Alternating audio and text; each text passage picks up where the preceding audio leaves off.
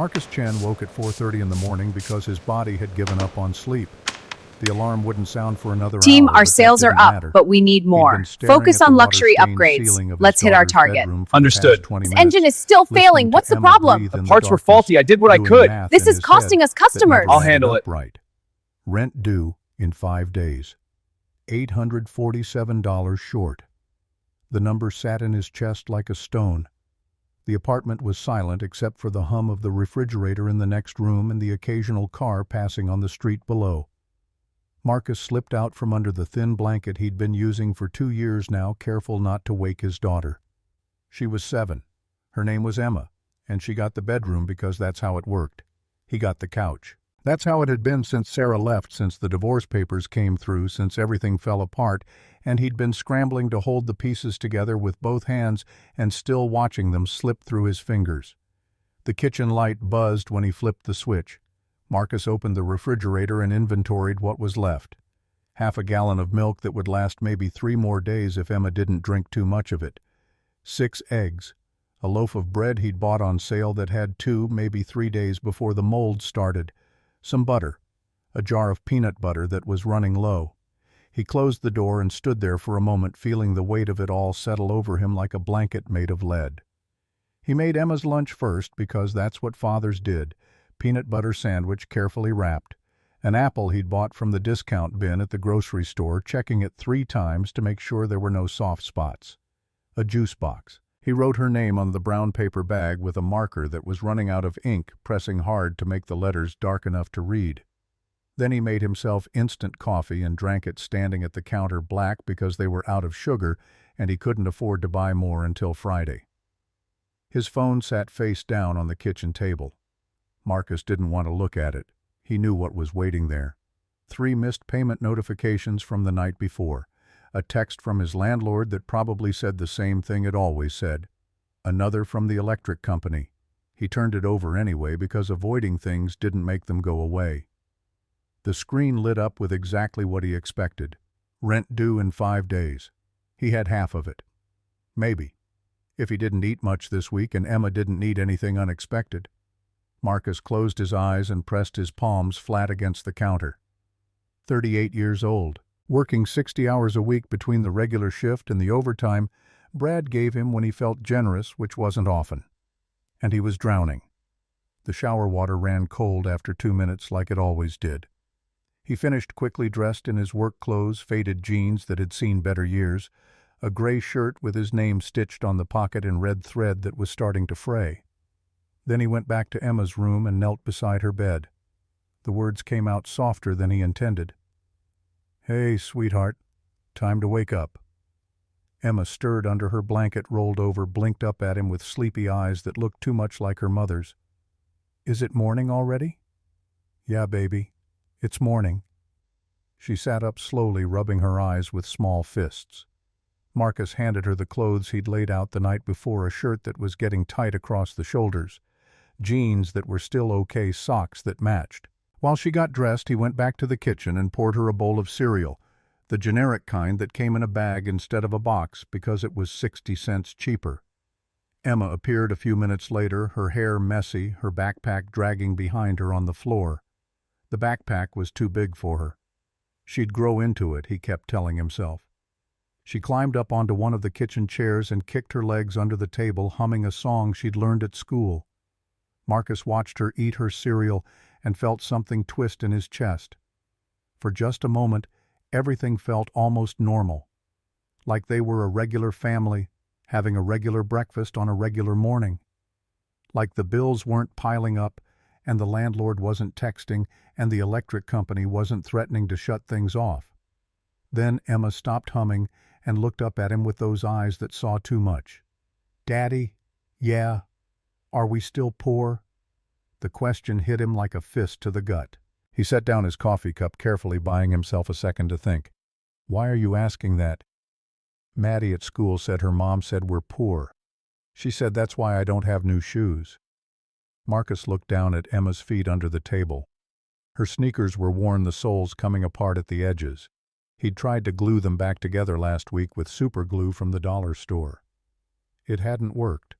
The left shoe was already separating again, a gap opening up between the rubber and the canvas that would only get bigger. He'd been meaning to buy her new ones. He'd been meaning to do a lot of things. He knelt down in front of her chair so they were eye level. "Listen to me. We're not poor.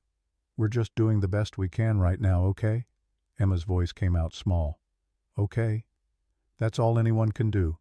Their best. But I heard you on the phone last night. You were talking about money. You sounded sad." Marcus felt his throat tighten. He hadn't realized she'd been awake for that. "I wasn't sad. I was just tired." "You're always tired, Daddy." The words landed with the weight of absolute truth. He was always tired. Bone tired.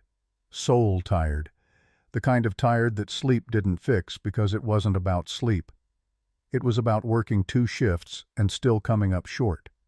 About trying to be both parents when he could barely manage being one. About lying awake at 4:30 in the morning doing math that never worked out and wondering how much longer he could keep all the plates spinning before something crashed. Marcus reached out and tucked a strand of hair behind Emma's ear. "I'm okay, Lily. I promise. And you know what? I'm going to get you new shoes real soon." Emma looked down at her bowl. "It's okay, Daddy. These ones still work." That broke him more than anything else could have. His 7-year-old daughter, already learning to make do with less, already accepting that broken things didn't get fixed right away, already old enough to know that asking for new shoes might mean he didn't eat lunch that day. He pulled her into a hug and held her tight against his chest. "I love you," he said into her hair. "I love you too, Daddy." 20 minutes later, Marcus pulled up in front of Emma's school in his 15-year-old Honda Civic that burned oil and made a grinding noise when he turned left. Emma gathered her backpack and her lunch bag and paused with her hand on the door handle. "Are you going to be okay today?" The question caught him off guard. "What do you mean? You just seem sad lately. I want you to be happy." Marcus managed a smile he didn't feel. "I'm happy whenever I'm with you, sweetheart. Now go on. You're going to be late." Emma leaned over and kissed his cheek, then scrambled out of the car and ran toward the school steps. Marcus watched her until she disappeared through the doors, waving the whole time, even though she'd stopped looking back. Then he sat there in the pickup line with the engine running, gripping the steering wheel with both hands, trying to pull himself together enough to make it through another day. The drive to Elite Motors took 30 minutes through Los Angeles morning traffic. The shop sat on a corner in West Los Angeles, all glass and chrome, and cars that cost more than most people made in a year. Mercedes, BMW, Porsche, Bentley, the kind of vehicles that came with their own accountants. Marcus pulled around to the back entrance like he always did, parked in the employee lot in the spot that wasn't really a spot but nobody else wanted, and walked into the service bay through the rear door that still had the dent in it from when somebody backed a lift into it 3 years ago. The shop was already busy. 4 cars up on lifts, 2 techs arguing about a timing belt, the smell of oil and brake cleaner and coffee from the pot in the break room that had been there since yesterday. Marcus clocked in at the terminal by the door, grabbed his toolbox from his locker, and headed to his station in the back corner where the light wasn't as good, but at least he had some space to think. A BMW was waiting for him. Oil change and brake inspection. Simple work. The kind of work nobody noticed unless you messed it up, which Marcus never did. He'd been doing this for 6 years. 6 years of oil changes and brake inspections and tire rotations and transmission flushes. 6 years of being invisible to everyone except when they needed something. 6 years of hearing Brad Sullivan's voice cutting through the shop like a knife. "Chen." Marcus looked up from the BMW. Brad stood in the doorway of his office, young and sharp in a tie that probably cost more than Marcus made in a week. Brad was 30, maybe 31. He wore expensive shoes and looked at Marcus the way people looked at something stuck to the bottom of those shoes. "Yeah." Brad stepped out into the shop. "Corporate's sending someone today. Big inspection. I need you to stay out of sight." Marcus felt his jaw tighten. "I've been here 6 years, Brad. I know how to handle myself." "I'm not asking Chen. I'm telling you." Brad gestured vaguely at Marcus's appearance, The worn jeans, the oil-stained shirt, the work boots with the steel toes that were starting to separate. "You look like—" "Just stay in the back. Don't come into the showroom. Don't talk to customers. Just do your work and stay invisible." He walked away before Marcus could respond. Around the shop, the other techs kept their heads down. Nobody said anything. They never did. Nobody wanted to be next on Brad's list, and standing up for the guy in the back corner didn't pay the bills. Marcus went back to the BMW and tried not to think about Brad's words.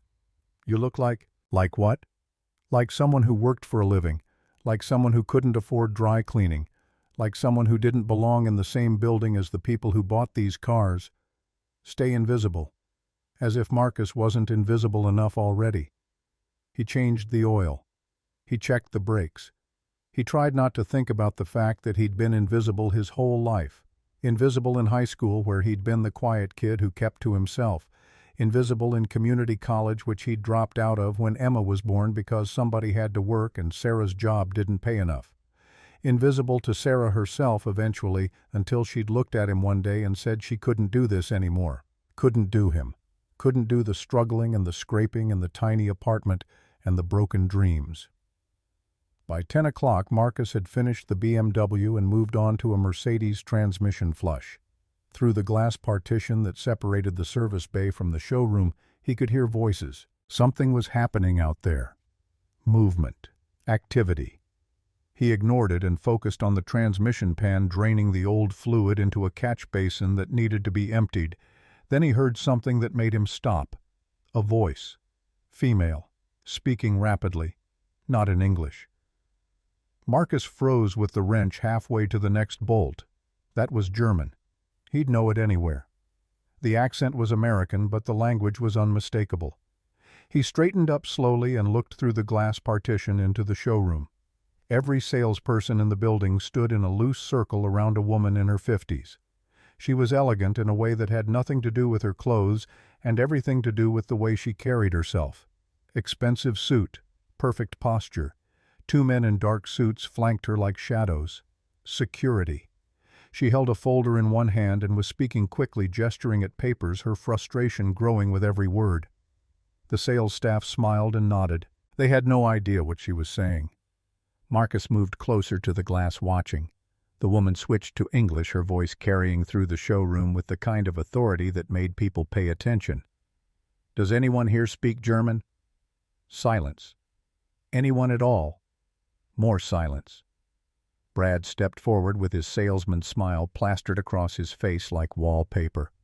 "Ma'am, I apologize for the confusion. If you could just explain in English what you're looking for, I'm sure we can help you." The woman looked at him the way someone might look at a particularly slow child. "I have been explaining for the past 10 minutes. You don't understand technical specifications in English. You certainly don't understand them in German." Brad's smile flickered. "Well, if you could just—" "I am looking for someone who understands vintage American muscle cars." The woman's voice cut through Brad's platitudes like a blade. "Specifically a 1969 Ford Mustang Boss 429.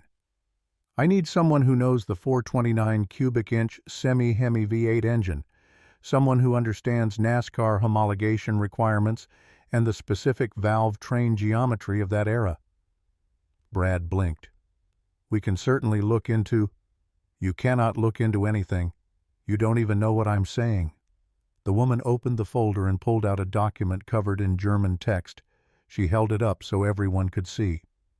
"This is the original Porsche engineering analysis of wedge versus hemispherical combustion chamber efficiency from 1968, which Ford engineers studied when designing the Boss 429. Can anyone here read this?" The silence that followed was absolute. Marcus stood on the other side of the glass partition and felt his heart start to hammer against his ribs. He could read that document. Not every word maybe, but enough. He'd spent 3 years in Germany with his brother David, back when David was stationed at Ramstein Air Base, and Marcus was 20 years old, with nothing better to do than follow his big brother across the Atlantic. They'd spent weekends at a small American car club in Kaiserslautern, where GIs and civilian contractors gathered to restore the muscle cars they'd shipped over from the States, or bought cheap from other service members rotating home. Charlie Watson had been there every Saturday. Retired Army mechanic old enough to be Marcus's grandfather, with hands like leather and a mind like a steel trap. Charlie had built Boss 429s back when they were new. He'd raced them. He'd broken them and fixed them and broken them again. And he'd told Marcus and David that if they really wanted to understand precision engine building, they needed to study the German racing programs from the 1960s. Porsche, BMW. That's where American engineers had learned. That's where the real knowledge lived. So Marcus and David had learned German, not fluently, not well enough to have a conversation about philosophy or politics, but well enough to read technical documents, well enough to understand combustion chamber dynamics and valve timing and crankshaft harmonics, well enough to know that the paper the woman was holding right now was a detailed analysis of how exhaust gas velocity affected power output in different cylinder head designs. David had been dead for 10 years, killed in a training accident at Fort Benning when Marcus was 28 and Emma was still in diapers. Marcus had kept studying after that, kept reading German engineering manuals late at night after Emma fell asleep because it was the only thing that made him feel close to his brother anymore. The only thing that made sense when everything else in his life was falling apart. Engines were honest. Engines didn't lie. You built them right or you didn't. They ran or they didn't. Simple. In the showroom, the woman turned toward the door. Her security detail shifted, preparing to leave. Brad was still stammering something about looking into options and getting back to her. The other salespeople were exchanging glances, already writing off the difficult customer who'd wasted their time. Marcus looked down at his hands. Grease under the fingernails. Oil stains on his shirt that wouldn't come out no matter how many times he washed it. He looked at Brad through the glass, heard his voice again in his head. Stay in the back. Don't talk to customers. Stay invisible. But the woman was leaving. And nobody in that showroom knew what they were losing. Nobody understood that she wasn't just some difficult customer. She was someone who knew engines. Someone who cared about precision and history and doing things right. Someone who spoke the same language Marcus did, even if that language was German technical specifications instead of English small talk. Marcus set down his wrench. He wiped his hands on a rag. It didn't help much. The grease was too deep, worked into the creases of his palms and the whorls of his fingerprints. He looked at the door that connected the service bay to the showroom. It was just a door. Just a piece of metal and glass, but walking through it felt like stepping off a cliff. Brad had told him to stay invisible. Brad had made it very clear that Marcus didn't belong out there with the customers and the salespeople and the chrome and the glass. And maybe Brad was right. Maybe Marcus didn't belong. Maybe he should just keep his head down and finish the transmission flush and collect his paycheck on Friday and forget this ever happened. But then he thought about Emma asking if they were still poor. He thought about her shoes with the soles coming apart. He thought about the rent due in 5 days and the $847 he didn't have. He thought about David laughing in a garage in Germany, grease on his hands, and hope in his eyes telling Marcus that knowledge was the only thing nobody could take away from you. Marcus pushed open the door. Every head in the showroom turned. The salespeople stared at him like an alien had just landed. Brad's face went red, his mouth opening to say something that Marcus didn't want to hear. Marcus ignored him. He walked straight toward the woman, his work boots leaving faint prints on the polished marble floor. She stopped with one hand on the door handle and looked at him. Her eyes were sharp, assessing. She took in the work clothes, the dirty hands, the name tag that said Marcus in faded letters. She didn't say anything, just waited. Marcus stopped 3 feet away and gave a small nod of respect. Then he spoke, and the words came out in German before he could second-guess himself. Entschuldigung, ich konnte nicht hinzuhören. Sie suchen Informationen über den Boss 429 Motor. Excuse me, I couldn't help but overhear. You're looking for information about the Boss 429 engine. The woman's eyes widened. Behind Marcus, someone dropped something. It hit the floor with a crash that seemed to echo through the sudden silence. Nobody moved. Nobody breathed. The entire showroom had frozen like a photograph. The woman responded in English, her voice careful and controlled. You speak German? Yes, ma'am. Not fluently, but enough to read engineering documents. And I understand American muscle car engines, especially that one. She stepped away from the door. Her security detail tensed but didn't move. She studied Marcus's face the way someone might study a puzzle trying to figure out how the pieces fit together. "What do you know about the Boss 429? Marcus felt something shift inside him. This was familiar ground.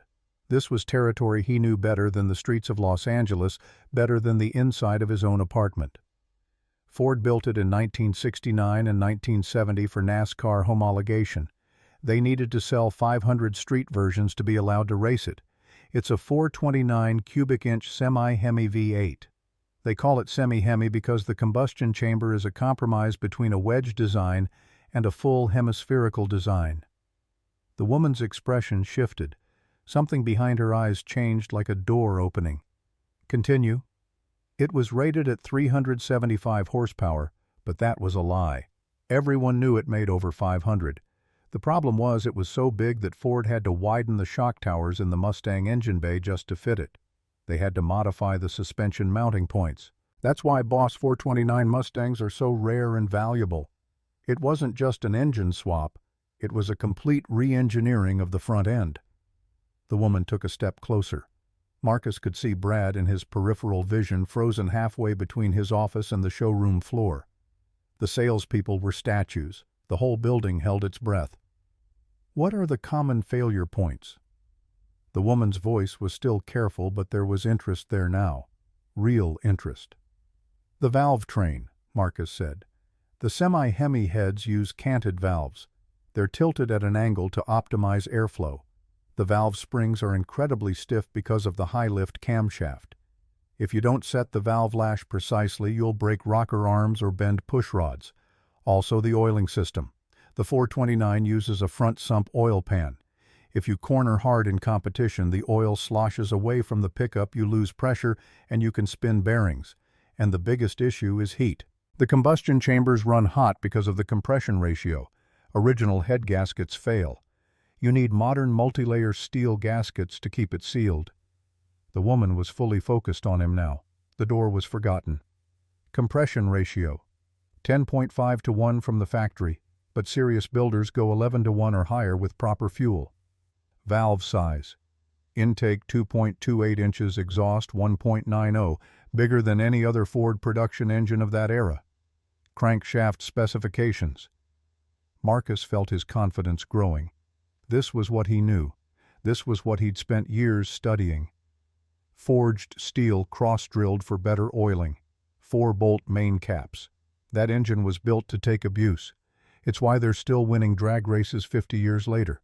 The bottom end is nearly indestructible if you assemble it correctly. The woman stopped. She looked at Marcus for a long moment, and he could see her reassessing everything. Then she glanced around the showroom, at the salespeople in their expensive clothes, at Brad in his tie, at the marble floors and the crystal chandeliers, and all the polished surfaces that screamed money and success. When she looked back at Marcus, something in her expression had changed. "What is your name?" "Marcus Chen." "And you work here in the service bay?" "Yes, ma'am. I'm a mechanic." "A mechanic?" She tasted the word. "Where did you learn German?" This was the part that might sound crazy, the part that might make her think he was making it all up. But Marcus had learned a long time ago that lying about this stuff didn't help anyone. "Germany. Ramstein Air Base. My brother David was U.S. Army stationed there for 4 years. I went with him when I was 20. We spent 3 years together. There was an American car club in Kaiserslautern, mostly GIs and contractors, who restored classic American muscle cars in their spare time." He paused, feeling the familiar ache in his chest. "An old Army mechanic named Charlie Watson taught us. He'd built Boss 429s back in the day. He said if we wanted to really understand precision engine building, we had to study the German racing programs from the 60s. Porsche, BMW. That's where American engineers learned. So David and I learned enough German to read the original engineering documents." Marcus swallowed. "After David passed away 10 years ago, I kept studying. It was the only thing that made me feel close to him." The woman's expression softened. Just a fraction, but it was there. I'm sorry for your loss. Thank you, ma'am. She reached into her folder and pulled out a photograph.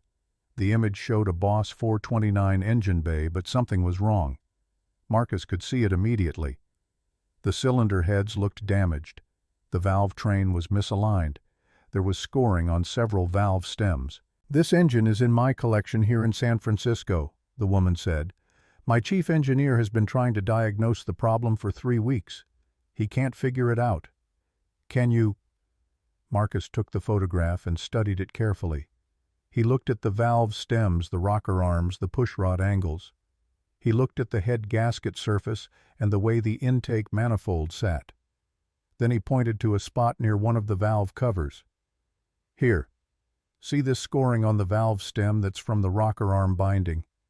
Your valve geometry is off. Someone installed the wrong ratio rockers. That's causing the pushrod to bend at the wrong angle, which is scoring the valve stem inside the guide. He moved his finger to another spot.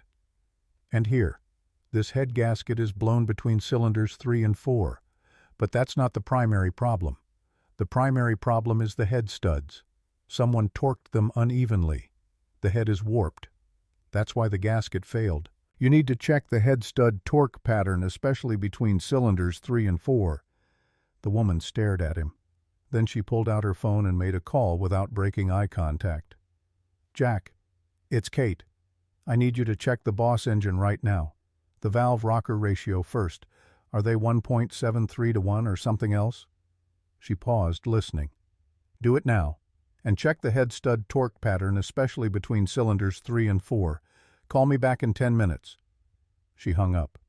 The silence in the showroom was so complete Marcus could hear his own heartbeat. Behind him, Brad finally found his voice. Ma'am, I apologize for the interruption. Chen, you need to get back to... Be quiet. The woman didn't raise her voice. She didn't need to. The words carried absolute authority. Brad's mouth snapped shut like a trap. She turned back to Marcus. Tell me something. Why does a man with your knowledge work in a service bay changing oil? The question was so direct it almost made Marcus laugh. The answer was complicated and simple at the same time. I have a daughter. She's 7 years old. Her mother left 2 years ago. I'm raising her by myself. I work here because the hours are steady and the pay keeps us fed.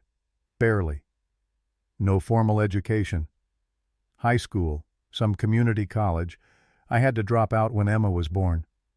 But you taught yourself German, advanced engine mechanics. Marcus looked down at his hands. I like to learn, and I like engines.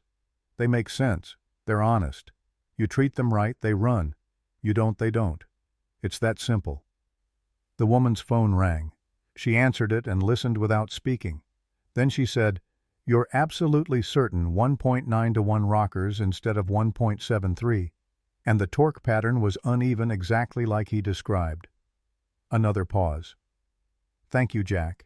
She hung up and looked at Marcus with an expression that was completely different from when she'd first walked into the showroom.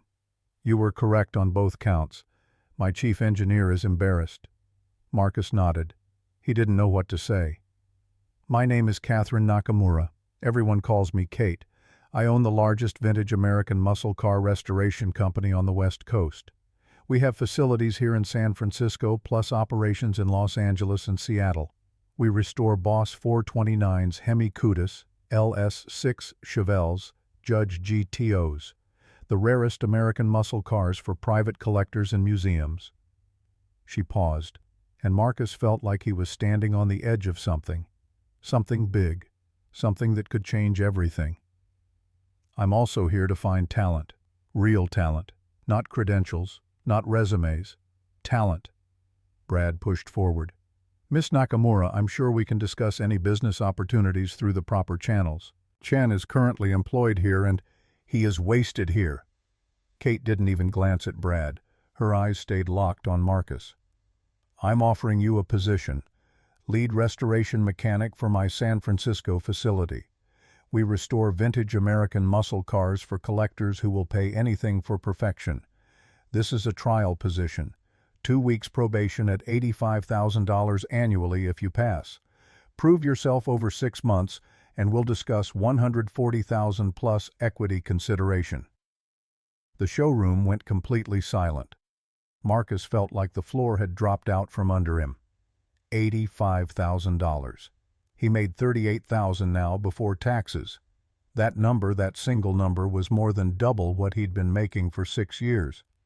He thought about Emma, about her shoes with the soles coming apart, about the rent due in 5 days, about the bills piled on the kitchen table, about every morning waking up on the couch and wondering how long he could keep all the plates spinning.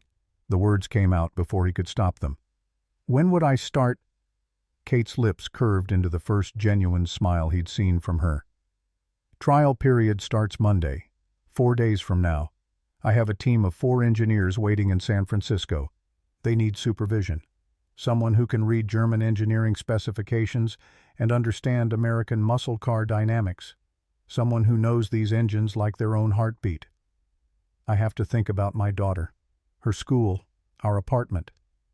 "We handle relocation after the 2-week trial period," Kate said. "If you pass, we provide an apartment near the facility and assistance with school enrollment. During the trial, we provide corporate housing and a $500 weekly stipend. You focus on engines. We focus on logistics." Marcus felt dizzy. This couldn't be real. Things like this didn't happen to people like him. "Why me? You just met me." Kate stepped closer, close enough that her voice dropped to something more private. "Because when I walked into this building, everyone saw my clothes, my security, my money. They saw opportunity. They saw commissions. They saw what they could get from me." She glanced at the sales staff standing frozen around them. "But you saw an engine problem, something broken that needed fixing. You didn't walk out here because you wanted something from me. You walked out here because you wanted to help. That's rare. That's valuable. That's the kind of person I need on my team." Marcus opened his mouth, closed it. His brain was trying to catch up with what was happening. "I'll do it. But I have conditions." Kate raised an eyebrow. "You're negotiating—" "I need to stay in Los Angeles until Emma finishes her school week. That's Friday. I can start Monday in San Francisco, but I need to fly back Friday nights to see her during the trial period. And if I pass the trial, she moves with me. I need a written guarantee about school placement." Kate considered this. "Agreed. Anything else?" "If I fail the trial, you pay my moving costs back to Los Angeles and provide an honest reference letter." "Deal." Kate extended her hand. "My assistant will contact you within the hour with all the details. Be ready to work harder than you've ever worked in your life. I don't accept excuses, only results." Marcus shook her hand. "I don't make excuses." Kate turned to Brad before leaving. "You told him to stay invisible. That was foolish. Talent is never invisible. You just have to be wise enough to see it." Then she was gone. Her security detail followed her through the glass doors. They closed with a soft hiss, and Marcus stood in the middle of the showroom with grease still on his hands and his heart trying to hammer its way out of his chest. Brad stared at him. The sales staff stared at him. Everyone stared at him. And for the first time in 6 years, Marcus Chen smiled. Brad's face had gone from red to purple. "My office. Now." Marcus followed him across the showroom floor. Every salesperson watched them go. Nobody spoke. The silence felt heavy, pregnant with something Marcus couldn't quite name. Brad's office was small and cluttered with sales awards and photos of Brad standing next to expensive cars with people who'd just bought them. He slammed the door hard enough to rattle the frames. "What the hell was that?" Marcus stood with his back to the door. "She needed help." "That's not your job." Brad's voice cracked. "Your job is to change oil and rotate tires and stay in the back where customers don't have to look at you. I specifically told you to stay invisible, and you march out there like you own the place." "She was leaving. You were letting a potential client walk out the door because nobody could help her." Brad jabbed a finger at Marcus's chest. "You don't get to make those decisions. You're a mechanic. You work in the service bay. You don't speak to clients, and you especially don't accept job offers in the middle of my showroom." "It was German, and I just did." "You signed a contract," Brad said. "You can't just leave." The contract says I can quit with 2 weeks' notice. Check your own paperwork. Brad's jaw worked. His face was still purple. Fine. Give your 2 weeks. But until then you work every shift I schedule. Starting tonight. Double shift. Inventory. Marcus looked at Brad and felt something settle inside him. Something that had been unsettled for a very long time. I'm leaving Friday. You can watch me. He walked out of Brad's office before Brad could respond. Behind him he heard Brad shouting something about professionalism and burning bridges and never working in this town again. Marcus didn't care. He went straight to his station, grabbed his toolbox, and started packing his personal tools. His hands were shaking, not from fear, from something else, something he hadn't felt in years. Hope. His phone buzzed in his pocket. Unknown number. He answered without thinking. Hello. Mr. Chen. This is Jennifer Park, Miss Nakamura's executive assistant. I'm calling to arrange your trial period details. The voice was professional and crisp. Marcus sat down on his work stool. That was fast. Miss Nakamura doesn't waste time once she's made a decision. Are you able to start Monday morning at 8 a.m. in San Francisco? Yes. Excellent. I'm booking you on a Sunday evening flight from LAX to SFO. A car will pick you up at 5 p.m. Sunday. Please pack essentials for 1 week. We'll handle furniture and belongings later if you pass the trial period. Regarding your daughter, Miss Nakamura mentioned she's 7 years old. Marcus's throat felt tight. Emma, she's in 2nd grade. We've identified an excellent private school near our San Francisco facility, Brookfield Academy. I can have her enrolled within 48 hours if you provide her current school records. The company will cover full tuition as part of your benefits package. The numbers weren't making sense. Full tuition at a private school, corporate housing, weekly stipend. This was more than a job. This was a complete life change. When do I need to provide the records? If you pass the trial period, we'll need them by the end of week 2. For now, focus on the trial. I'm emailing you a complete relocation packet. It includes your employment contract, housing information, and school details. Your starting salary during the trial is $85,000 annually. If you successfully complete 6 months, it increases to $140,000 plus benefits and performance bonuses. Marcus closed his eyes. $140,000.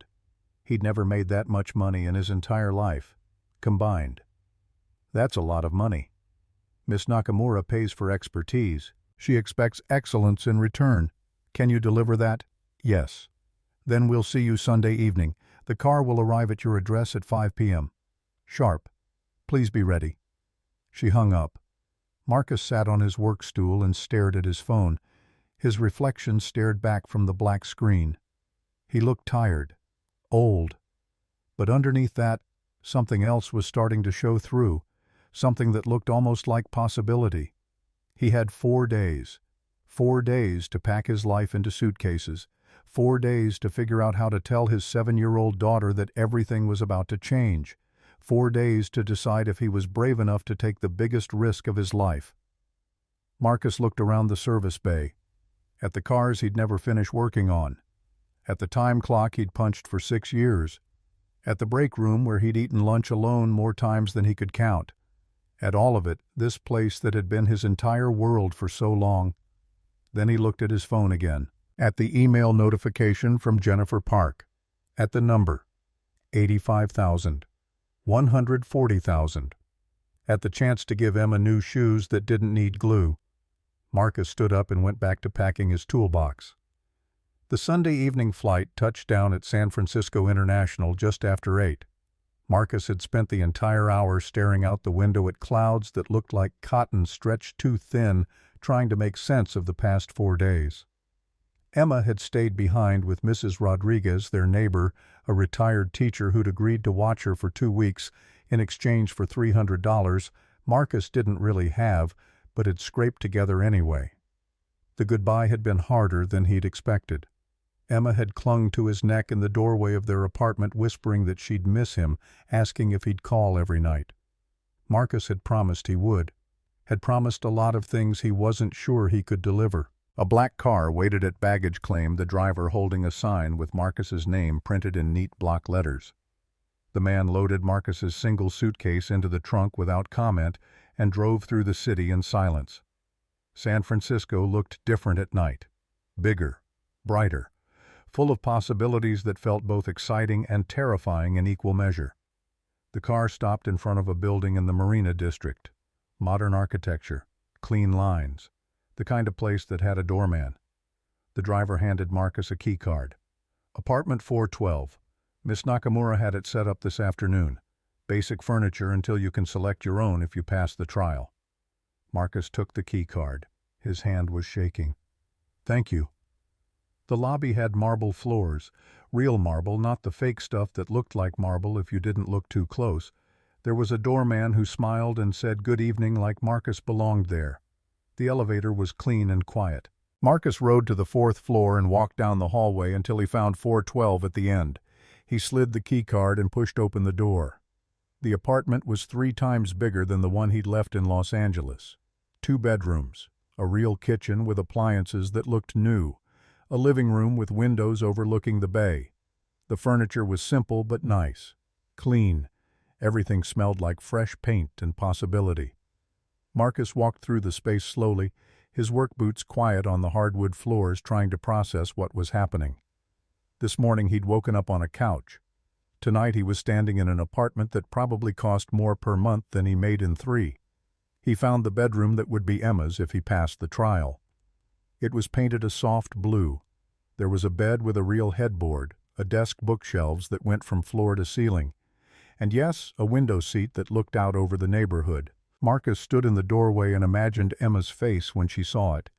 Imagined her setting Mr. Elephant on the bed, running to the window seat, pressing her face against the glass. Then he imagined failing the trial.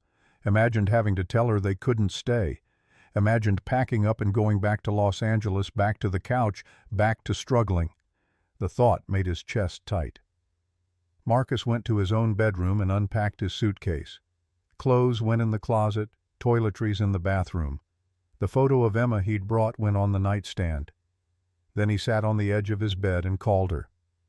Mrs. Rodriguez answered. "She's right here, Mr. Chen. Just a moment." Emma's voice came through small and far away. "Daddy." "Hey, sweetheart, I made it to San Francisco." "Is it nice there?" Marcus looked around the bedroom. At the real bed with the real mattress. At the window with actual curtains.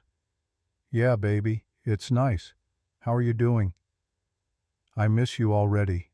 The words hit him right in the center of his chest. "I miss you too. But it's only 2 weeks. Then if everything goes well, you'll come here and we'll be together again." "What if it doesn't go well?" Marcus swallowed. "Then we figure something else out. But I'm going to do my best, okay? That's all I can do." "Your best is pretty good, Daddy." He had to close his eyes for a second. "I love you, Emma." "I love you too. Good luck tomorrow." After he hung up, Marcus sat on the bed for a long time staring at nothing. Then he set his alarm for 6 and tried to sleep. It didn't work.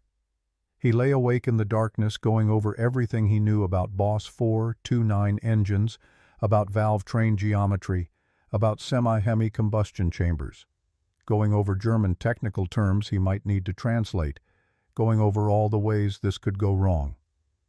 At 5:30 he gave up and got in the shower. The water was hot, actually hot. It stayed hot for the entire 10 minutes he stood under it. Marcus dressed in his cleanest work clothes and made instant coffee in the unfamiliar kitchen. Then he sat at the table and waited for 7 o'clock to come. The facility was 20 minutes away by car. Marcus took a rideshare because he didn't have a vehicle in San Francisco yet. The driver dropped him off in front of a converted warehouse near the waterfront. The building was massive, floor-to-ceiling windows. The words Nakamura Restoration in brushed steel letters above the entrance. Marcus stood on the sidewalk and felt very small. He walked through the front doors at 7:45. The reception area was modern and clean. A young woman at the desk looked up and smiled. "You must be Mr. Chen. Miss Nakamura is expecting you on the 3rd floor. Take the elevator on your right." Marcus rode the elevator up. His heart hammered against his ribs. The doors opened onto an open workspace that took his breath away. Engine parts hung on the walls like art. Workstations were arranged in precise rows. Everything gleamed. Everything looked expensive. And standing in the center of it all was Kate Nakamura, surrounded by 4 men in coveralls. They were speaking rapidly, their voices overlapping clearly in the middle of a heated discussion about something technical. Kate saw Marcus and held up one hand. The men fell silent immediately. "Mr. Chen, you're early. Good." She gestured to the 4 men. "These are your engineers. Robert Yamamoto. Everyone calls him Rob. He's our senior engine specialist. Worked at Shelby American for 12 years. Rob was 45 maybe. Japanese-American. He looked at Marcus with an expression that was hard to read. Not hostile, not friendly either. "Henry Sato, Electrical Systems. Did restoration work for Barrett Jackson?" Henry was younger, late 30s. He gave Marcus a small nod. "Ken Tanaka, Suspension and Drivetrain. Built cars for SEMA champions." Mid-30s, quiet, watchful. "David Ito, Body and Paint. Apprenticed under some of the best hot rod painters in Southern California." Early 30s, arms crossed, waiting. Kate continued. "These men are the best muscle car restoration engineers in California. They speak English, obviously, but for this project you'll all need to work with German engineering documents. Mr. Chen will translate technical specifications and coordinate the work. He's in charge. You answer to him." Rob spoke up. His voice was calm, but there was something underneath it. "With respect, Miss Nakamura, this is the expert. He looks like a shop laborer, not an engineer." Marcus met Rob's eyes. "I am a shop laborer, but I'm also the person who diagnosed your boss 429 valve train problem from a photograph." Rob's expression shifted slightly. The other 3 exchanged glances. Kate's lips curved into something that might have been approval. "Good. You've introduced yourselves. Now let me show you why you're all here." She led them to the back of the warehouse. Behind a glass partition sat a car covered with a custom-fitted cloth. Kate pulled the cloth away with a practiced motion. The 1969 Ford Mustang Boss 429 underneath was Wimbledon white with black stripes. Even sitting still, even in pieces, it had presence. But the engine bay told a different story. Mismatched parts. Amateur welds. Someone had done terrible things to this car. Kate's voice changed, softened in a way Marcus hadn't heard before. "This is my father's car. Tom Nakamura. 3rd-generation Japanese-American. Born in California. He bought this Boss new in 1969 from a Ford dealer in San Jose. Paid $4,798 plus tax." She walked to the driver's side and placed her hand on the roof. "He was a machinist at an aerospace company. Saved for 2 years to afford this. He raced it on weekends at Fremont Drag Strip. SCCA road racing at Laguna Seca. It was everything to him." Her hand traced the body line. "Before he died 15 years ago, pancreatic cancer, he made me promise something. 'Katie,' he said, 'restore my boss. Make it perfect. Better than the day I drove it off the lot. A masterpiece.'" Kate's voice stayed steady, but her eyes showed something deeper. "The car sat in storage for years after he passed. When I finally had the resources to restore it properly, I hired a specialist in Southern California who came highly recommended. He butchered it. Wrong parts. Amateur work. Destroyed much of what was original." She turned to face all of them. "Your job is to undo his damage. Restore my father's boss to better than factory specification. The way he would have wanted it. The way it deserves." Marcus looked at the car, at the mess in the engine bay, at the incorrect oil pan and the reproduction valve covers and the hardware store bolts holding down the cylinder heads. This wasn't going to be a simple restoration. This was going to be a complete rebuild, a resurrection. Kate's voice cut through his thoughts. "You have 6 months." Rob spoke up. 6 months isn't realistic for this level of work." "Then work efficiently. Mr. Chen is in charge, budget is unlimited, timeline is not. Weekly progress reports. Any questions? Nobody spoke. Kate nodded once and left. The five of them stood in silence, staring at the boss 429. Finally, Ken broke the quiet. With respect, you're not a certified engineer. You didn't go to Stanford like Rob did. Why should we take orders from you? Marcus walked to the car and popped the hood. The engine bay looked worse up close. You're right. No degree, no Stanford. But I've been rebuilding engines since I was 17. I learned from an Army mechanic in Germany who'd built more Boss 429s than anyone west of Detroit. He pointed at the oil pan.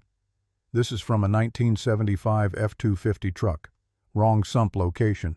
It'll cause oil starvation and hard cornering. His finger moved to the valve covers. These are reproduction junk. They don't seal properly. You'll have oil leaks. He indicated the head bolts. Someone used hardware store bolts. Wrong thread pitch. Wrong grade. You're lucky the heads haven't warped. He touched the intake manifold. This has been milled incorrectly. The port mismatch will cost 20 horsepower minimum. Rob knelt down and examined the oil pan mounting. He's right. This is all wrong. Marcus stepped back. We have 6 months to make this perfect. Month 1 and 2 complete teardown and assessment. Document every part. Source correct replacements. Month 3 rebuild the engine and test it. Month 4 final assembly and tuning.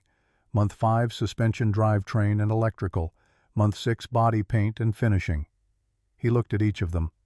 Rob, you handle engine internals. Henry electrical systems. Ken suspension and drivetrain.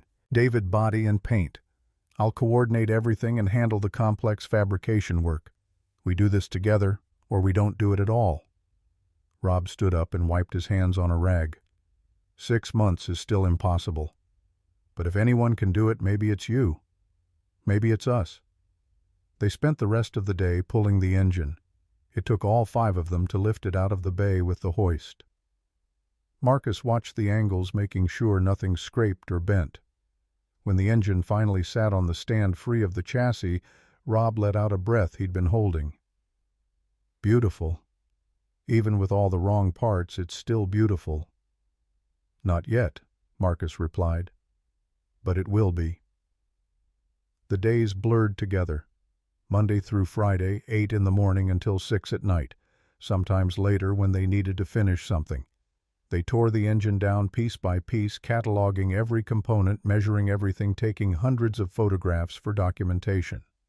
Marcus called Emma every night at 7. She told him about school, about the book she was reading, about Sophie, who sat next to her in class. She asked when she could come to San Francisco. Marcus said, "Soon, baby. Soon." By the end of week 1, they had the engine completely disassembled. Parts covered every available surface in the workshop, each one labeled and numbered. Kate came for her inspection on Friday afternoon. She walked through the workspace without speaking, examining their organization, checking their documentation. Marcus showed her the cataloging system they'd developed, the photographic record, the list of parts that needed replacement and where they'd source them. Kate asked her questions in a mix of English and technical German, testing Marcus's translations, verifying his knowledge. She asked about compression ratios and valve timing and crankshaft harmonics. Marcus answered each one precisely, pulling up documentation when needed, explaining his reasoning. Finally, she turned to Rob. "Your assessment of Mr. Chen's leadership." Rob hesitated, just for a second. "He's organized, knows the theory. We'll see about the practice." Kate's eyes narrowed slightly. She'd caught the doubt in Rob's voice, but she didn't comment. Instead, she looked at Marcus. "Continue at this pace. I expect engine assembly to begin month 3. Any delays, inform me immediately.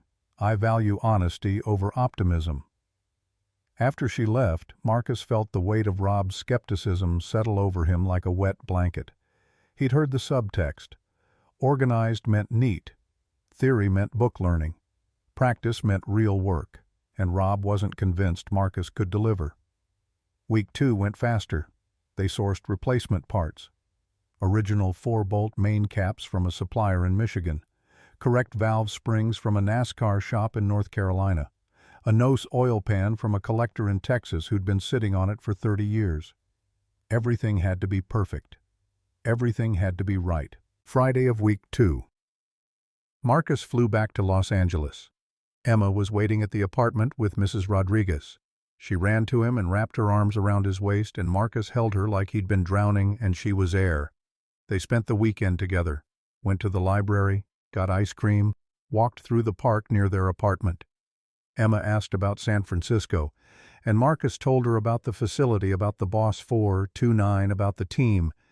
He didn't tell her about Rob's doubt, didn't tell her about the pressure, didn't tell her how terrified he was of failing. Sunday evening came too fast. The goodbye was harder than the first time. Emma cried. Marcus almost cried too, but held it together until he was in the car heading to the airport. Then he let himself feel it. The ache, the distance, the risk he was taking with both their futures. Month 2 continued the pattern. Parts arrived.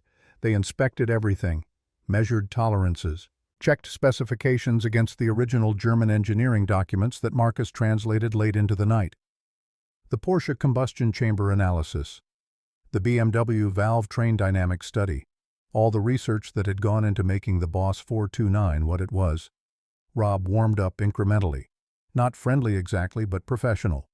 He started asking Marcus questions about the German documents, started listening to the answers. Henry was easier. He cracked jokes while running new wiring harness. Ken stayed quiet, but competent. David worked on stripping the body panels, preparing for paint that was still months away. They developed a rhythm, morning coffee together in the break room, lunch at the workbenches, eating while discussing the next steps. Rob taught Marcus some advanced machining techniques. Marcus shared what he'd learned from Charlie Watson about bearing clearances. Slowly, carefully, they were becoming a team. Then month 3 arrived, and everything changed. Monday morning, week 12. The engine was assembled. 12 weeks of meticulous work had led to this moment. Every measurement verified, every torque specification checked and double-checked, every clearance set to the exact tolerance called for in the engineering documents. The engine sat in the chassis, connected to the fuel system, wired to the electrical harness, ready. Kate arrived unannounced at 7:45. She must have wanted to see the first start. She stood with her arms crossed, watching, her expression unreadable. Marcus slid into the driver's seat. The interior still smelled like old leather and decades of history. He adjusted the mirror, checked the gauges, put his hand on the key. Around him the team had gathered. Rob stood by the engine bay, ready to listen. Henry monitored the electrical systems.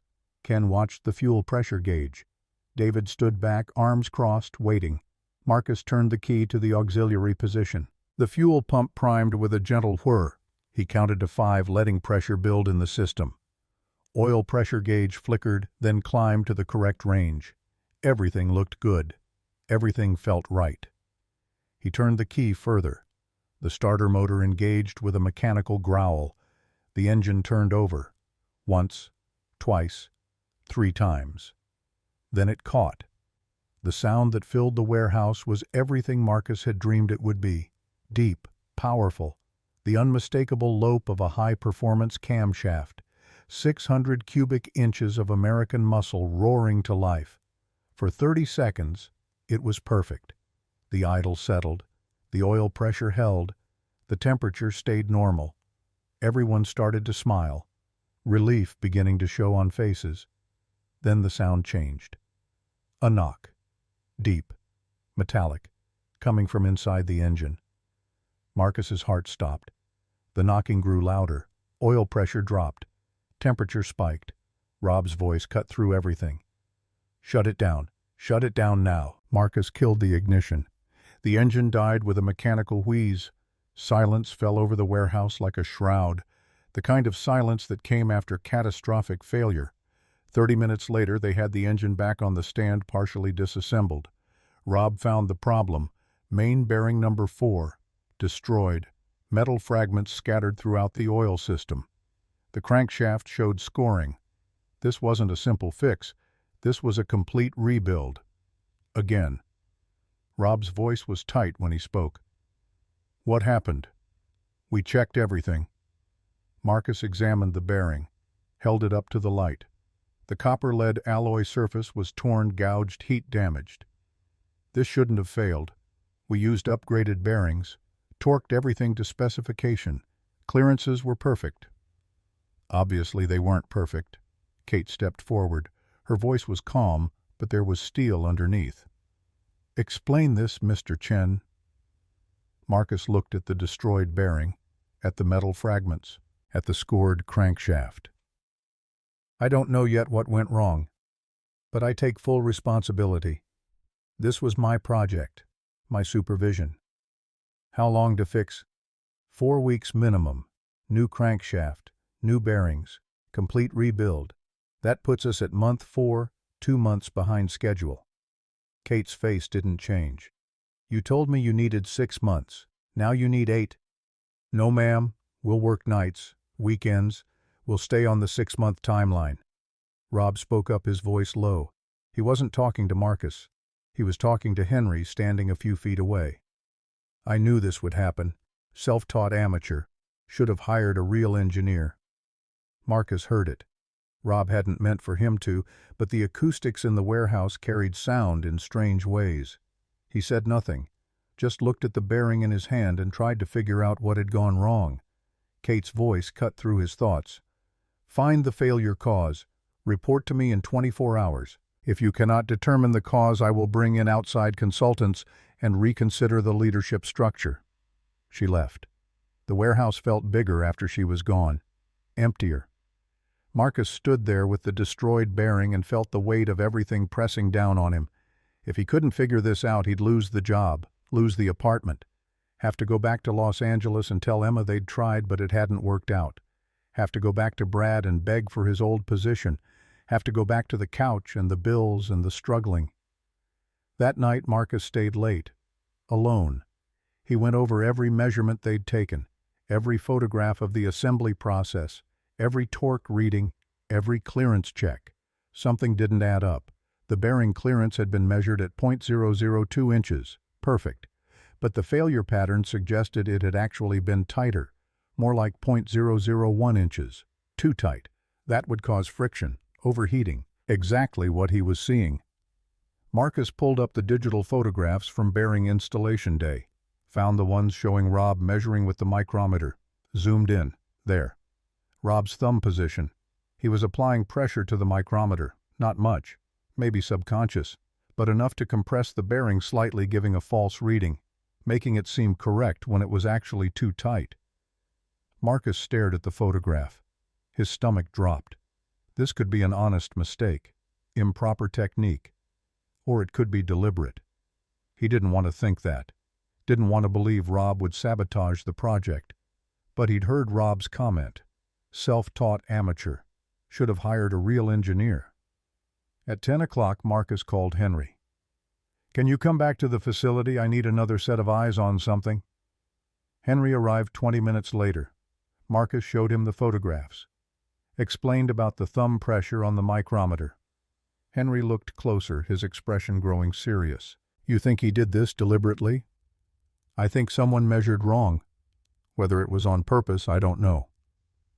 They pulled bearing number 4 from the parts bin where Rob had stored it. Measured it properly without thumb pressure. .008 inches. Way too tight. Should have been .002. This would cause exactly the failure they'd seen. Henry's voice was quiet. "This is bad." "I know. What are you going to do?" Marcus looked at the bearing, at the evidence of the mistake, at the proof that someone had gotten the measurement wrong. "I'm going to ask him about it. Tomorrow morning. In front of everyone." He barely slept that night. Lay in the unfamiliar bed in the corporate apartment and played out the conversation in his head. Rob would deny it. Or worse, Rob would admit it, and they'd have to rebuild the team from scratch. Either way, tomorrow was going to be difficult. Tuesday morning, 8 o'clock. All 5 of them gathered around the workbench. Marcus placed the bearing in the center where everyone could see it. "I found the failure cause. Clearance was .008 inches. Should be .002. This caused friction, overheating, catastrophic failure." Rob stepped forward. "That's impossible. I measured it myself at .002. Marcus pulled up the photograph on the tablet. I know. I have a photo of you measuring it. But look at your thumb position. You were applying pressure to the micrometer. That compresses the bearing, gives a false reading. The room went completely silent. You could hear the ventilation system, the distant sound of traffic outside. Nothing else. Rob's face went red. You're accusing me of sabotage. I'm saying a mistake was made. I'm asking if it was deliberate. Rob stood up straight. His voice shook with something between rage and shame. You question my professionalism. I went to Stanford. I worked at Shelby American for 12 years. You're a self-taught mechanic who learned from some old guy in Germany. Marcus kept his voice calm. And you've been undermining me from day one. I've heard you. Telling Henry I'm an amateur. That Kate made a mistake hiring me. That when real problems came, I'd fail. Rob's eyes widened. He hadn't known Marcus could hear those conversations. Henry and Ken and David all looked uncomfortable. The confrontation they'd all been avoiding was happening right here, right now. Marcus pressed on. So I'm asking you directly, Rob. Was this sabotage? The silence stretched. 10 seconds. 20. Rob's shoulders sagged. When he spoke, his voice was different, smaller. I wanted you to fail. The admission hung in the air. Rob sat down heavily on a work stool. Not sabotage, not deliberately damaging the bearing, but when I saw the clearance was close borderline, I didn't remeasure. I didn't double-check. I thought if the engine failed, it would prove you weren't qualified, that Kate would bring in a real engineer, someone with credentials, someone who deserved to be in charge. He looked up at Marcus. His eyes were wet. I was wrong. I'm sorry. Marcus had a choice to make. Fire Rob, report him to Kate, ruin his career, or forgive him, accept the apology, move forward. The first option would feel righteous. The second option might look weak. But engines had taught Marcus something about fixing broken things. You didn't throw away a good part just because it had been installed wrong. You reinstalled it correctly and moved on. Everyone makes mistakes. I've made plenty, but we fix them and move forward. Rob, you're the best engine builder I've ever worked with. I need your expertise, but I need your honesty more. Can you give me that? Rob wiped his eyes. Yes. You have my word. My honor. Marcus extended his hand. Then we rebuild. Together. All of us. Rob shook his hand. Bob shook his. The grip was firm, real. The other 3 engineers witnessed it, and something shifted in the room. The dynamic had changed. The hierarchy was no longer about credentials or education or who had worked where. It was about trust, about competence, about doing the work right. They spent the next 4 weeks rebuilding. This time, every bearing was measured 3 times, by 3 different people. They checked each other's work, questioned assumptions, made absolutely certain that every specification was met. Marcus worked 12-hour days, flew back to Los Angeles on Friday nights to see Emma exhausted and worried, flew back Sunday evenings and went straight to the facility. Emma was struggling. Mrs. Rodriguez told Marcus that she'd been quiet at school, withdrawn. She missed her father. The separation was harder on her than Marcus had anticipated. On their video calls, she looked tired, asked when the trial would be over, asked when she could come to San Francisco. Marcus said, "Soon, sweetheart." Just a few more weeks. Then week 3 of month 4 brought a different problem. A knock on Marcus's apartment door on a Sunday afternoon. He'd just gotten back from Los Angeles an hour earlier, was unpacking his bag, wasn't expecting anyone. He opened the door and Sarah stood there, his ex-wife, Emma's mother, the woman who'd walked out 2 years ago and hadn't looked back. Marcus's hand tightened on the doorknob. "Sarah, we need to talk about Emma." She pushed past him into the apartment without waiting for an invitation, looked around at the furniture, the view, the space. "Nice place. Must be expensive. Where'd you get the money for this drug dealing?" Marcus closed the door. "I got a job. A good job. What are you doing here?" Sarah turned to face him. Her expression was cold. I'm here because you kidnapped our daughter across state lines without my consent. I have legal custody, too. 50-50, remember, you can't just move her to San Francisco without asking me. I haven't moved her anywhere. She's still in Los Angeles with Mrs. Rodriguez.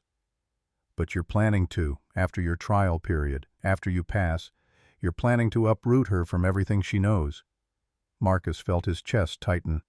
I'm planning to give her a better life, a stable home, a good school, things I couldn't provide in Los Angeles. Sarah's laugh was bitter. A better life. You're still the same loser who dropped out of college, still the same guy who couldn't keep his wife happy. Now you've got some temporary job and you think you're better than me. Get out. I'm filing for full custody, Marcus. Custody hearing in 30 days, and I'm going to win. Emma deserves stability, not your pipe dreams. She left. The door closed behind her with a soft click that sounded like a gunshot. Marcus stood in the middle of his apartment and felt everything tilting. The job, the trial, the engine rebuild, and now this. Sarah coming back after 2 years to take Emma away just when things were finally starting to look up. He needed to call a lawyer, needed to figure out his options, needed to prepare for a custody fight he couldn't afford. But first, he needed to call Emma, needed to hear her voice, needed to remind himself why he was doing all of this. She answered on the second ring. Daddy. Hey, sweetheart. How was your day? It was okay. We learned about fractions. I still don't like them. Marcus almost smiled. Nobody likes fractions. Daddy, when can I come see you? I miss you so much. The words broke something in his chest. I miss you too, baby. Just 2 more weeks. Then if everything goes well, you'll come here and we'll be together again. What if Mommy doesn't let me? So Emma knew. Sarah must have talked to her, told her about the custody fight. Marcus closed his eyes. Don't worry about that. I'm going to make sure we stay together. I promise. Okay. I trust you, Daddy. After he hung up, Marcus sat on the couch and put his head in his hands. Everything was happening at once. The engine rebuild, the custody fight, the pressure from Kate, the doubt from the team, all of it pressing down on him until he could barely breathe. But he'd made Emma a promise. And Marcus Chen didn't break promises to his daughter. Week 4 of month 4. Monday morning. The rebuilt engine sat on the stand like a monument to second chances. 4 weeks of obsessive work, triple-checked measurements, bearings verified by 3 different people using 3 different micrometers. Every specification met, every tolerance perfect. The team had worked nights and weekends driven by something more than just Kate's deadline. They'd built something together now.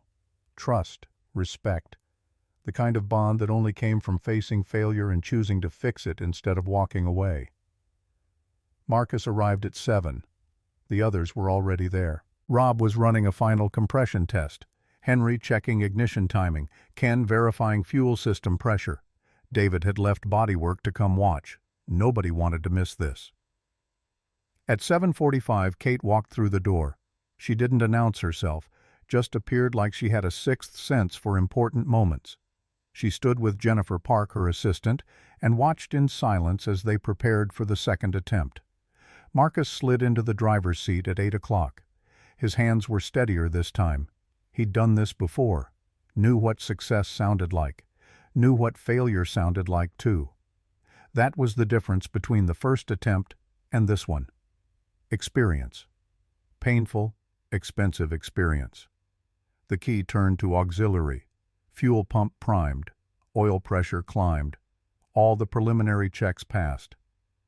Marcus looked through the windshield at Rob standing by the engine bay. Their eyes met. Rob gave a single nod. We did this right. We're sure. Marcus turned the key further. The starter engaged. The engine turned over once, twice, 3 times. Caught. The sound filled the warehouse with that same deep, powerful rumble. But this time it stayed clean. No knocking, no rattling. Just the pure mechanical symphony of a properly built engine coming to life. 30 seconds. 1 minute. 2 minutes. Oil pressure held steady. Temperature climbed normally. The idle settled into that characteristic lope. Marcus gave it a gentle throttle blip. The response was immediate, clean, linear, beautiful. 5 minutes, 10 minutes. The gauges never wavered. Every system functioned exactly as designed. Henry's electrical monitoring showed perfect voltage. Ken's fuel pressure stayed constant. Rob stood with his hands on the fender, listening to the engine with his whole body, and Marcus could see tears running down his face. After 15 minutes of flawless operation, Marcus shut the engine down. The silence that followed felt sacred. Nobody spoke. Nobody moved. They just stood there, breathing, letting the magnitude of what they'd accomplished sink in. Kate walked to the driver's door. Her voice was quiet but clear. "My father used to say that an engine is the soul of a car. If you build it with care, with respect, with love, the car will live. It will breathe. It will have spirit." She looked at each of them, at Marcus, at Rob, at Henry and Ken and David. "You have given my father's car its soul back. Thank you." All 5 men bowed slightly.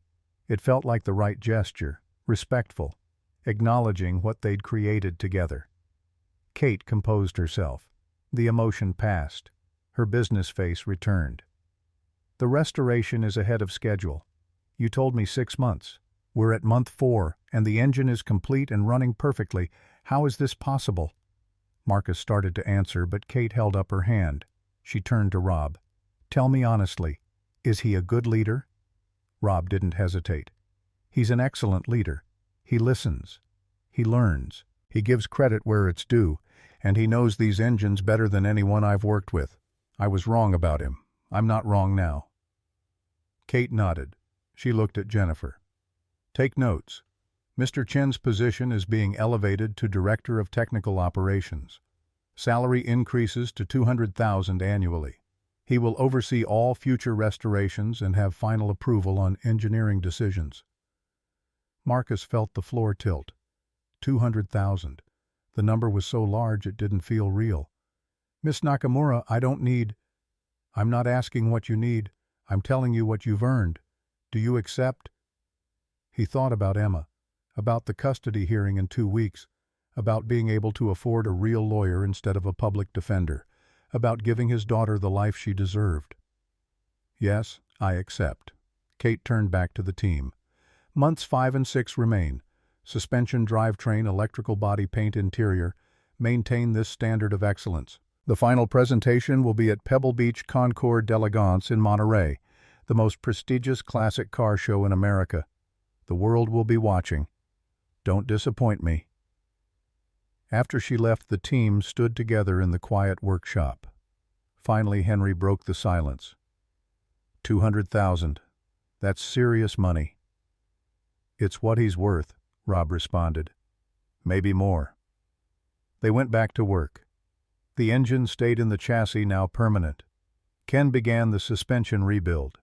He'd sourced original parts from suppliers across the country, springs from a warehouse in Ohio, shock absorbers from a collector in Arizona. Every component was being restored to factory specification, or better. Modern bushings that would last longer but maintained the original geometry. Upgraded sway bar links that improved handling without changing the character of the car. Henry tackled the electrical system. The original wiring harness was shot. Insulation cracked. Connections corroded. He built a new harness from scratch using period-correct cloth covering over modern copper wire. Every connection was soldered and heat shrunk. Every circuit tested individually. The work was meticulous, time-consuming, but Henry had patience for it. David moved the body panels to the paint shop. The Wimbledon white had faded and chipped over the decades. He stripped everything down to bare metal, found rust in the floor pans and the trunk. Cut it out carefully, welded in new metal, ground the welds smooth until they were invisible. This was art masquerading as auto body work. Marcus coordinated everything, checked progress, helped where needed, translated German engineering documents when questions arose about original specifications. And every evening at 5, he left. No matter what was happening, no matter how much work remained. At 5 o'clock, Marcus Chen walked out the door. He'd fly to Los Angeles Friday nights, spend the weekend with Emma, take her to the library, cook dinner together, help with homework. Then Sunday evening back to San Francisco, back to the apartment, back to the work. It was exhausting. The constant travel, the split life. But Emma needed stability, needed to know her father kept his promises. The custody hearing was scheduled for the third week of month 5, San Francisco Family Court. Marcus had spent $1,200 he didn't have on a lawyer consultation. The lawyer had been honest. Sarah had a case. Marcus had technically relocated to another state for work without discussing it with his co-parent. The fact that Emma hadn't moved yet didn't matter. The intent was there. The plan was clear. You need character references, the lawyer explained, employment verification, proof of stable housing, evidence that San Francisco would be better for Emma than Los Angeles, school options, community support. The judge will want to see that you've thought this through. Marcus had nodded, taken notes, felt his chest tighten with every word. The lawyer's fee for the hearing was $3,000. Marcus didn't have it, didn't know where he'd get it. Then Jennifer Park called. Mr. Chen, Miss Nakamura would like to speak with you about a personal matter. Are you available tomorrow at 4? Marcus met Kate in her office the next afternoon. Floor-to-ceiling windows overlooking the bay, minimalist furniture, photos on the wall showing classic cars from her collection. She sat behind her desk and gestured for Marcus to sit.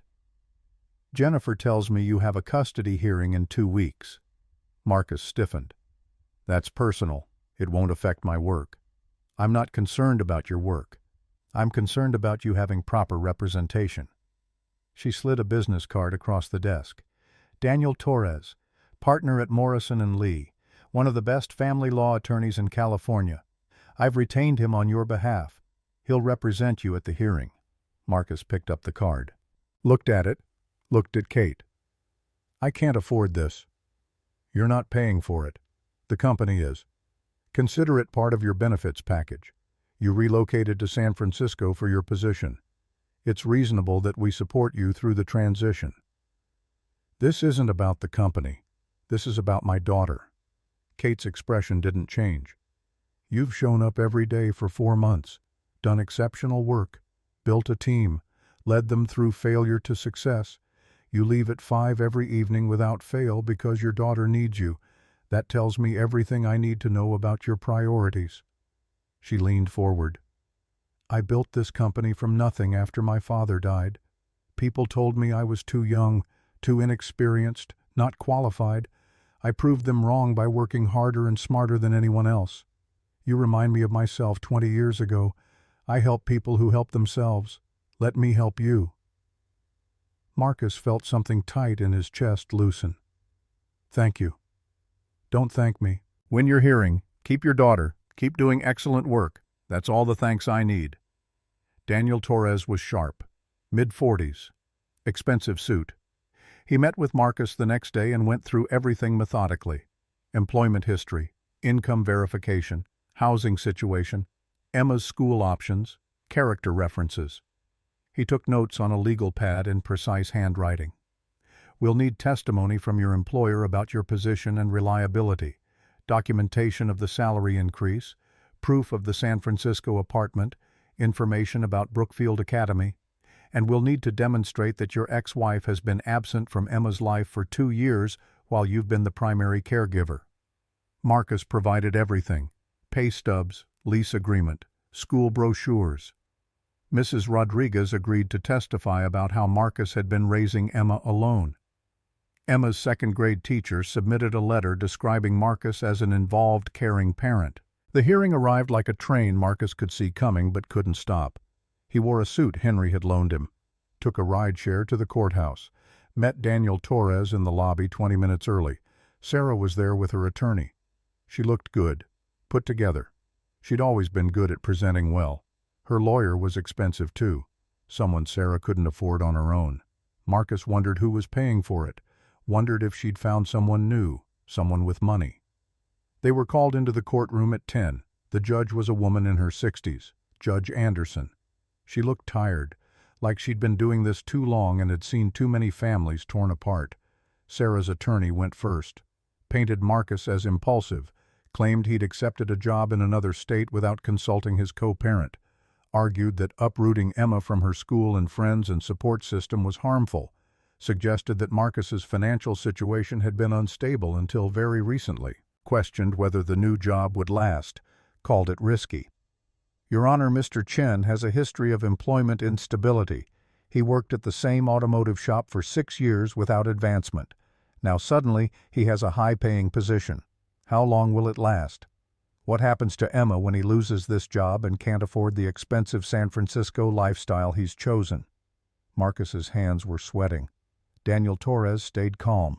When it was his turn, he methodically dismantled every argument, presented Marcus's employment contract, his performance reviews, Kate's written testimony about his value to the company, the salary verification, the lease showing stable housing. Your Honor, Mr. Chen hasn't been unstable.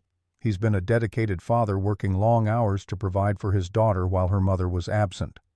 He's now been offered a position that reflects his actual abilities, a position that will give Emma access to educational opportunities she couldn't have in Los Angeles. Brookfield Academy is one of the finest private schools in California, full tuition covered by his employer. Sarah's lawyer objected. This is about stability, not expensive schools. Emma needs her mother. She needs the parent who's been there. Daniel cut in. The parent who packs her lunch every morning, who helps with homework, who shows up. For 2 years that parent has been her father. Where was Mrs. Chen during that time? The judge held up her hand. I'd like to speak with Emma, in chambers. They waited in the hallway while the judge interviewed Emma privately. 15 minutes felt like hours. Marcus paced, couldn't sit still. Everything depended on what Emma said in that room. Everything depended on a 7-year-old explaining her own life to a stranger. When the judge returned, her expression was neutral. She sat behind the bench and looked at both parties. I've made my decision. Mrs. Chen, your concerns about stability are noted. However, the evidence shows that Emma has been thriving in her father's care. Her grades are excellent. Her teacher reports no behavioral issues. And Emma herself expressed a strong desire to live with her father. Sarah's face went pale. The judge continued. Custody will remain joint. However, primary physical custody is awarded to Mr. Chen. Emma's primary residence will be in San Francisco. Mrs. Chen will have visitation rights, 2 weekends per month plus alternating holidays. The gavel came down. Sarah stood up, face flushed with anger, and walked out without looking at Marcus. Her lawyer followed.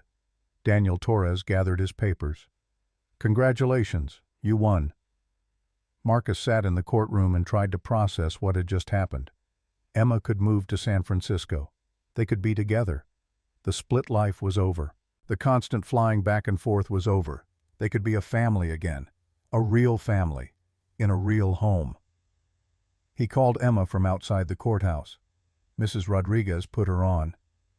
Daddy. Hey, sweetheart. Good news. The judge said you can come live with me in San Francisco. Emma's squeal nearly broke the phone. Really? When can I come now? Marcus laughed. Actually laughed. The sound felt strange after weeks of tension. Not quite now, but soon. Maybe 2 weeks.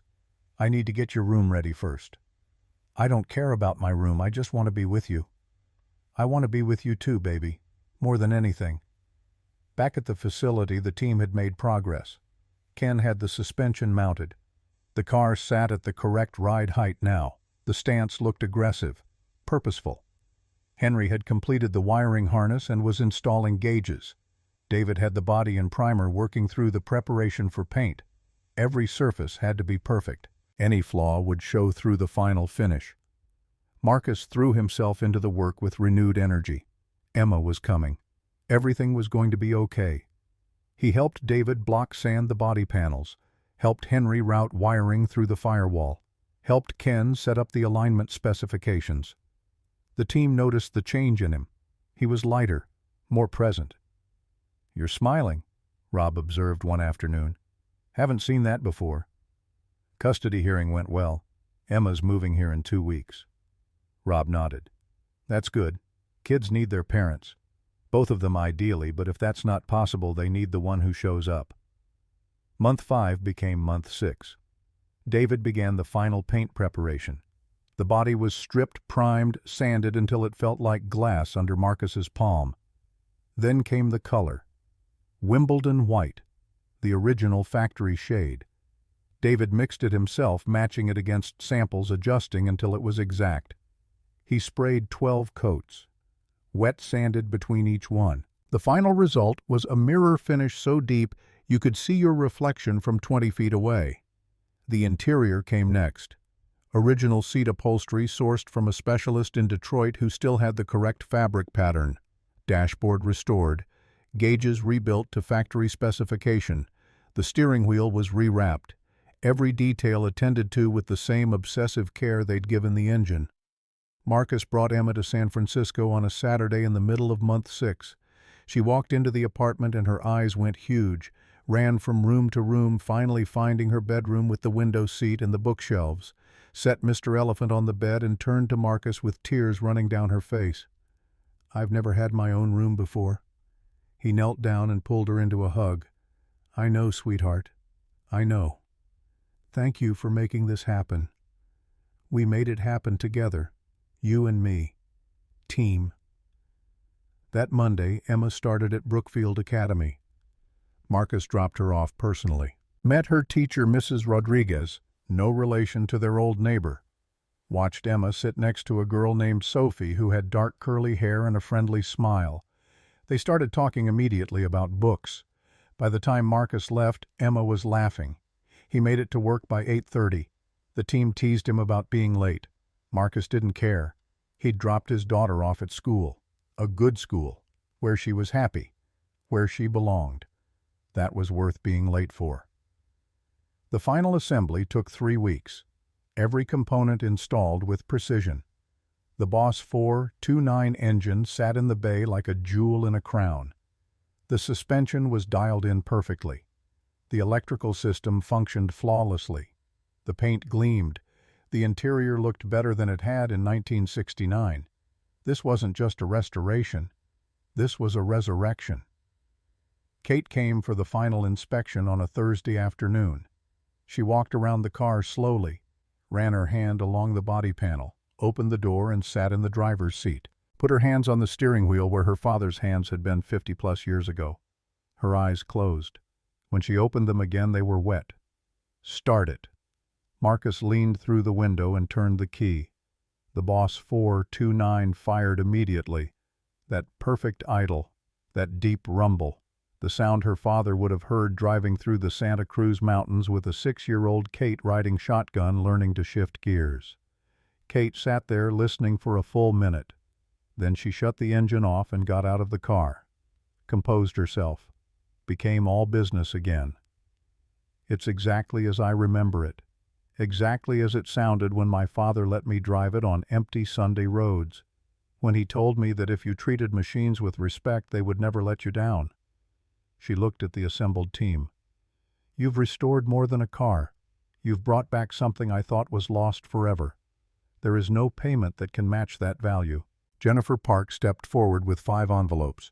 Kate handed them out personally, 1 to each team member. Bonuses for exceptional work. They represent my gratitude and my respect. You've created something important, something that will last. Marcus opened his envelope later in private. The check inside was for $50,000. He stared at it.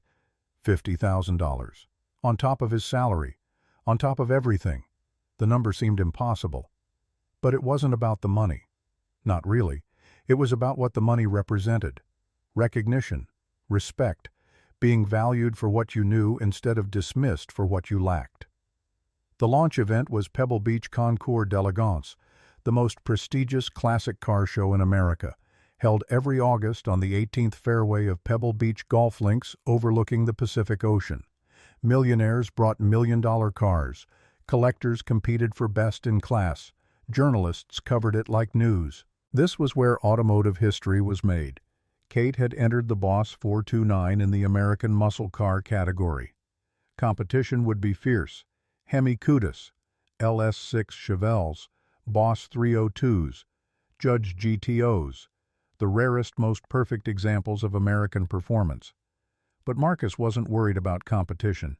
They'd built something special, something that honored Tom Nakamura's memory while showcasing what 5 dedicated engineers could accomplish together. Marcus drove the Boss 429 to Monterey personally. Kate had arranged for the team to come, all 5 of them plus their families. Emma rode in the passenger seat, eyes wide, feeling the power of the engine through the chassis. Rob and his wife drove separately. Henry brought his girlfriend. Ken and David came together. This was their moment too, their triumph. The car show was everything Marcus had imagined and more. Hundreds of vehicles arranged on immaculate grass, tens of thousands of spectators. The Boss 429 drew crowds immediately. People stood 3 deep to see it, to hear the story of its restoration, to understand how a team led by a self-taught mechanic had brought it back to perfection. Judges came through with clipboards. They opened the hood, inspected the engine bay, checked panel gaps, examined the paint, asked technical questions that Marcus answered precisely. They crawled underneath, looked at the chassis, the suspension, everything. At 4 in the afternoon, the awards ceremony began. Kate stood with Marcus and the team as they called out categories: Best European Sports Car, Best American Luxury Car, Best Pre-War Classic. Each winner received applause. Each car was extraordinary. Then they reached American muscle cars. The announcer's voice carried across the fairway. This year's competition was exceptional. We saw some of the finest examples of American performance ever built. But one car stood above the rest. A 1969 Ford Mustang Boss 429, owned by Catherine Nakamura, restored by Marcus Chen and his team at Nakamura Restoration. The crowd erupted. Emma grabbed Marcus's hand and squeezed. Kate's face showed emotion she usually kept hidden. They walked to the stage together, all 6 of them, the team that had built something impossible. The trophy was heavy, real crystal. Marcus held it and felt the weight of everything, of 6 months of work, of failure and redemption, of learning to lead, of becoming someone his daughter could be proud of. A journalist approached afterward. "Mr. Chen, I'm writing a feature for Classic Car Restoration Quarterly. Your story is remarkable. Self-taught mechanic. Learned German to read engineering documents. Single father. Can we schedule an interview?" Marcus hesitated. "I don't know if—" "People need to hear this," Kate interrupted.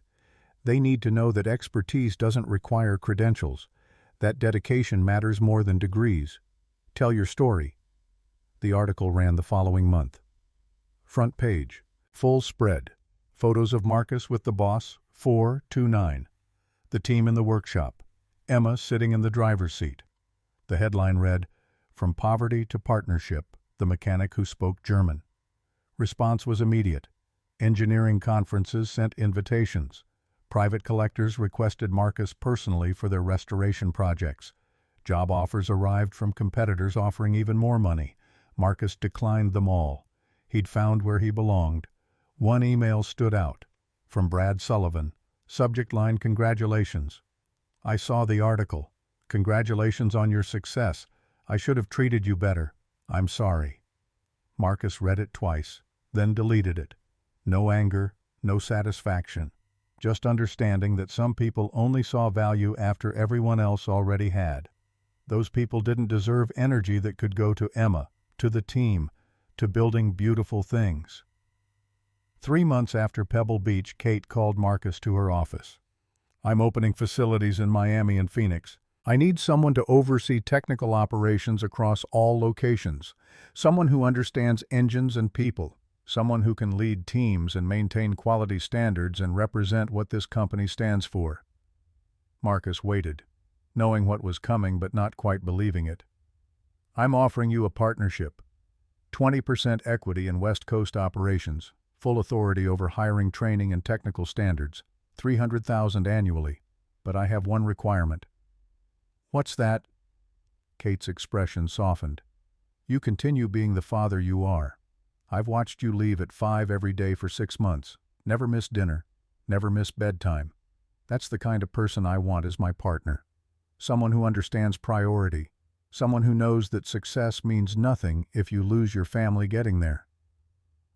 Marcus thought about Emma, about the apartment, about the life they'd built, about being valued not just for his work, but for his character. I accept. But I have one condition. Name it. I pick my own hours. I'm home for dinner with my daughter every night. No exceptions. Kate extended her hand. The fact that you asked for that tells me you're exactly the right person. Family first, always. I agree to your terms. They shook. Partners now. Equals. That evening, Marcus picked Emma up from school at 3. She ran to the car with Sophie, both girls laughing about something. Sophie's mother waved from the pickup line.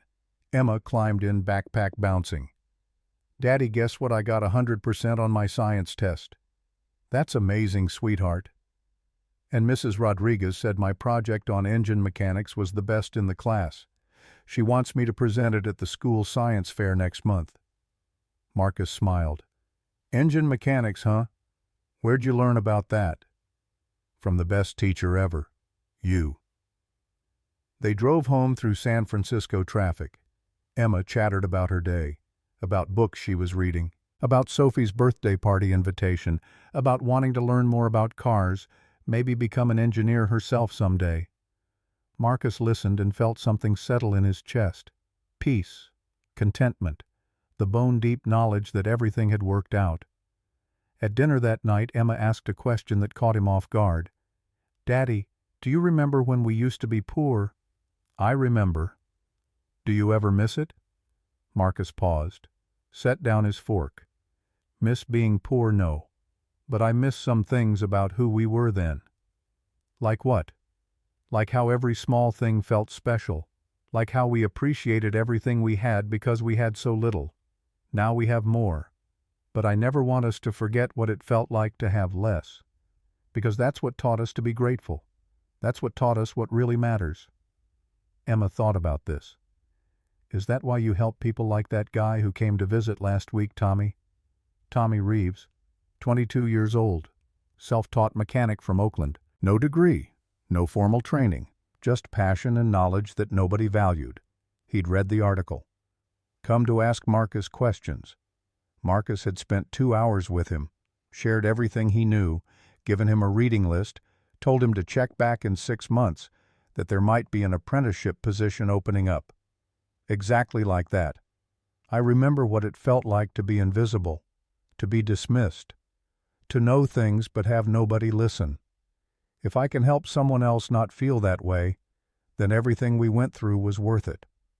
1 year after that first day in the Los Angeles showroom, Marcus stood at the window of his office at Nakamura Restoration Headquarters. Director of Technical Operations. His name on the door, photos on his desk. Emma at Brookfield, the team with the finished Boss 429, David in Germany, young and alive and laughing. His phone rang. Kate. Received an offer today. Major automotive manufacturer wants to buy West Coast operations. $50 million. Your 20% would net you $10 million. Marcus went silent. $10 million. More money than he'd ever imagined having. Enough to never work again. Enough for anything. I'm inclined to decline, Kate continued. We're building something important. But as partner, the decision is partly yours. What do you think? Marcus thought about the team, about Tommy and the other young mechanics he could mentor, about work that mattered, about legacy, about what his daughter would learn watching him choose. I think we should keep building. Money is good, but what we're creating is better. We're changing lives, not just restoring cars. That's worth more than any check. Kate's voice carried warmth he rarely heard. I hoped you'd say that. This is why you're my partner, Marcus. You understand what matters. After hanging up, Marcus walked to Emma's room. She was asleep, Mr. Elephant under her chin. The window seat she'd wanted. The bookshelves full of books. The life they'd built together. He sat on the edge of her bed and watched her breathe. Somewhere out there were other people like he used to be, struggling, working multiple jobs, raising kids alone, being dismissed, overlooked, told to stay in their lane, told they weren't good enough. He hoped they found their moment, their chance, their Kate Nakamura who would see past appearances to recognize value. Because talent existed everywhere, opportunity did not. When the two finally met, when someone with knowledge found someone willing to recognize it, everything could change. Marcus had been invisible once, dismissed for his appearance, judged by worn clothes and greasy hands instead of what he knew. But he'd refused to accept that judgment. He'd stepped through those showroom doors when told to stay back. He'd spoken German when silence would have been safer. He'd told the truth about timelines when lies would have been easier. And because of that courage, because of that refusal to stay invisible, his daughter slept in her own room with a window seat and bookshelves. Went to an excellent school, had friends. Didn't ask if they were poor anymore. His life hadn't changed because he'd met wealth. It had changed because someone finally recognized merit. And in that recognition, he'd found proof that being seen for who you really are, being valued for what you can do, rather than what credentials you carry, that's worth more than any degree hanging on any wall. Marcus kissed Emma's forehead gently. Sweet dreams, sweetheart. Tomorrow would bring more restorations, more mentoring, more building. But tonight he was just a father watching his daughter sleep safely in her own room, and that was everything.